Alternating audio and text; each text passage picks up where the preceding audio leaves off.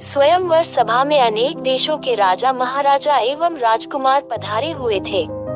एक ओर श्री कृष्ण अपने बड़े भाई बलराम तथा गणमान्य यदुवंशियों के साथ विराजमान थे। वहां वे ब्राह्मणों की पंक्ति में जाकर बैठ गए। कुछ ही देर में राजकुमारी द्रौपदी हाथ में वरमाला लिए अपने भाई धृष्टद्युम्न के साथ उस सभा में पहुंची। धृष्टद्युम्न ने सभा को संबोधित करते हुए कहा, हे विभिन्न देश से पधारे राजा महाराजाओं एवं अन्य गणमान्य जनों, इस मंडप में बने स्तंभ के ऊपर बने हुए उस घूमते हुए यंत्र पर ध्यान दीजिए। उस यंत्र में एक मछली लटकी हुई है तथा यंत्र के साथ घूम रही है। आपको स्तंभ के नीचे रखे हुए तैलपात्र में मछली के प्रतिबिंब को देखते हुए बाण चलाकर मछली की आंख को निशाना बनाना है। या किंतु सफलता हाथ न लगी और वे कांतिहीन होकर अपने स्थान में लौट आए। इन असफल लोगों में जरासंध, शल्य, शिशुपाल तथा दुर्योधन, दुशासन आदि कौरव भी सम्मिलित थे।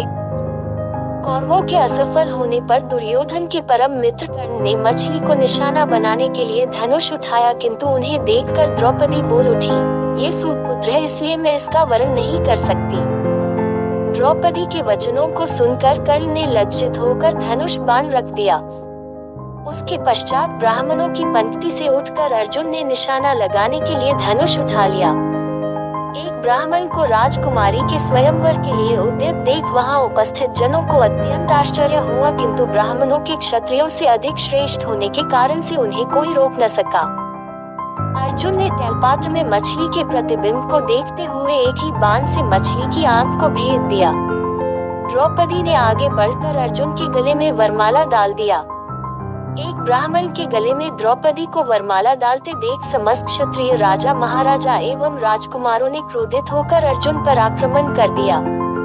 अर्जुन की सहायता के लिए शेष पांडव भी आ गए और पांडवों तथा क्षत्रिय राजाओं में घमासान युद्ध होने लगा। श्री कृष्ण ने अर्जुन को पहले ही पहचान लिया था, इसलिए उन्होंने बीच बचाव करके युद्ध को शांत करा दिया। दुर्योधन ने भी अनुमान लगा लिया कि निशाना लगाने वाला अर्जुन ही रहा होगा और उसका साथ देने वाले शेष पांडव रहे होंगे। वारनावत के लाक्षागृह से पांडवों के बच निकलने पर उसे अत्यंत आश्चर्य होने लगा। पांडव द्रौपदी को साथ लेकर वहां पहुंचे जहां वे अपनी माता कुंती के साथ निवास कर रहे थे। द्वार से ही अर्जुन ने पुकार कर अपनी माता से कहा, माते, आज हम लोग आपके लिए एक अद्भुत भिक्षा लेकर आए हैं। उस पर कुंती ने भीतर से ही कहा, पुत्रों, तुम लोग आपस में मिल बांट उसका उपभोग कर लो। बाद में ये ज्ञात होने पर कि भिक्षा वधू के रूप में है, कुंती को अत्यंत पश्चाताप हुआ, किंतु माता के वचनों को सत्य सिद्ध करने के लिए कुंती ने पांचों पांडवों को पति के रूप में स्वीकार कर लिया। पांडवों के द्रौपदी को साथ लेकर अपने निवास पर पहुंचने के कुछ काल पश्चात उनके पीछे पीछे कृष्ण भी वहां पर आ पहुंचे। कृष्ण ने अपनी बुआ कुंती के चरण स्पर्श करके आशीर्वाद प्राप्त किया और सभी पांडवों से गले मिले। औपचारिकताएं पूर्ण होने के पश्चात युधिष्ठिर ने कृष्ण से पूछा, हे द्वारिकाधीश, आपने हमारे इस अज्ञातवास में हमें पहचान कैसे लिया?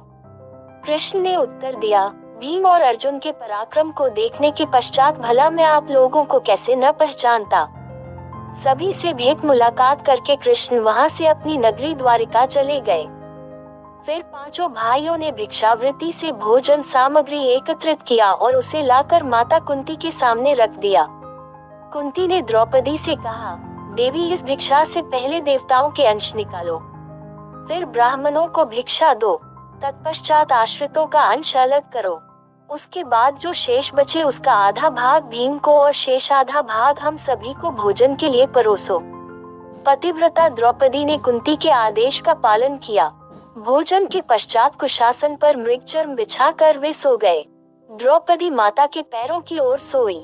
द्रौपदी के स्वयंवर के समय दुर्योधन के साथ ही साथ द्रुपद, धृष्टद्युम्न एवं अनेक अन्य लोगों को संदेह हो गया था कि वे ब्राह्मण पांडव ही हैं। उनकी परीक्षा करने के लिए द्रुपद ने धृष्टद्युम्न को भेजकर उन्हें अपने राजप्रासाद में बुलवा लिया। राजप्रासाद में द्रुपद एवं धृष्टद्युम्न ने पहले राजकोष को दिखाया, किंतु पांडवों ने वहां रखे रत्नाभूषणों तथा रत्न माणिक्य आदि में किसी प्रकार की रुचि नहीं दिखाई। किंतु जब वे शस्त्रागार में गए तो वहां रखे अस्त्र शस्त्रों उन सभी ने बहुत अधिक रुचि प्रदर्शित किया और अपनी पसंद के शस्त्रों को ने पास रख लिया।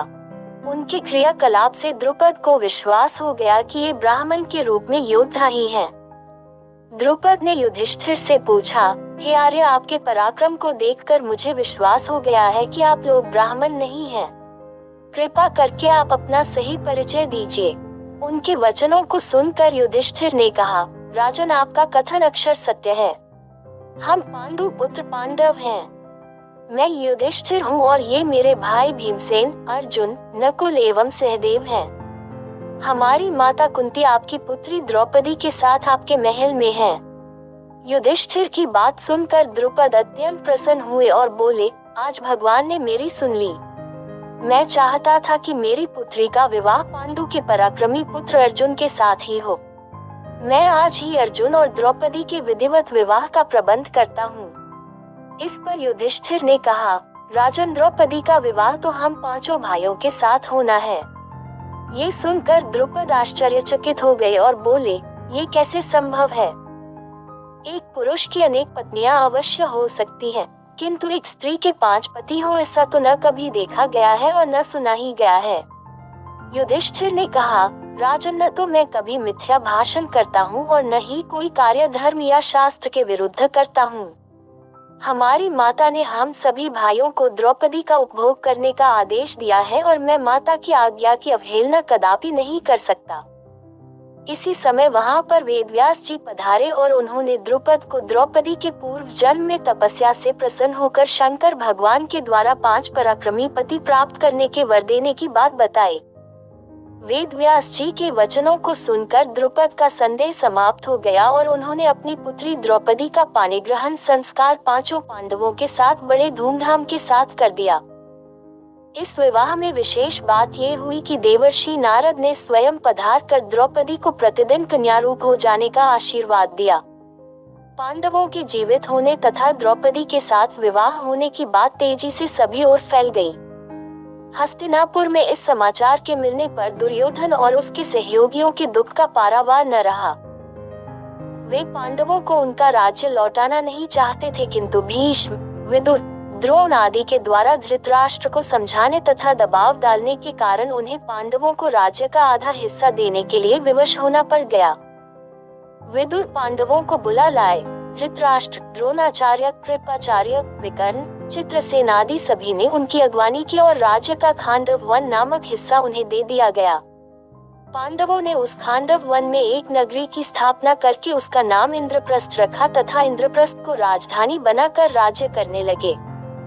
युधिष्ठिर की लोकप्रियता के कारण कौरवों के राज्य के अधिकांश प्रजाजन पांडवों के राज्य में आकर बस गए। ऐसे ही मजेदार कहानी सुनने के लिए सब्सक्राइब कीजिए इस चैनल को